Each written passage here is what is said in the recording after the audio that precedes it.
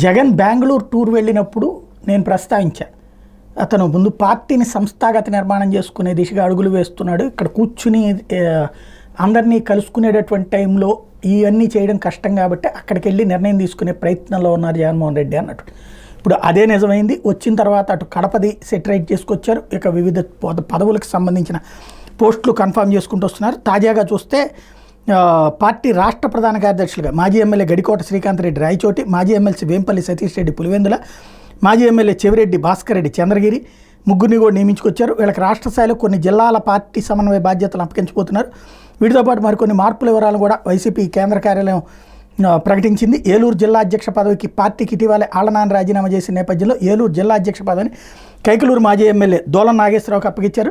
టెక్కల్ నియోజకవర్గ పార్టీ బాధ్యుడిగా ఉన్నటువంటి ఎమ్మెల్సీ దువ్వాడ శ్రీనివాస్ మీద వేటు వేసి అది కాస్త పేరడ తిలక్కి అప్పగించారు. అట్లాగే వైసీపీ అనుబంధ విభాగాల్లో కూడా మార్పులు చేశారు.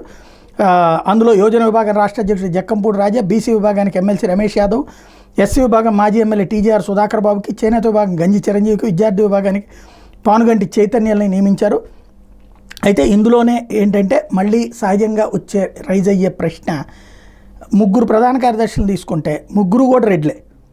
గడికోట శ్రీకాంత్ రెడ్డి, వేంపల్లి సతీష్ రెడ్డి, చెవిరెడ్డి భాస్కర్ రెడ్డి. ఇక్కడే సామాజిక అసమతౌల్యం అన్నటువంటిది కనబడుతోంది.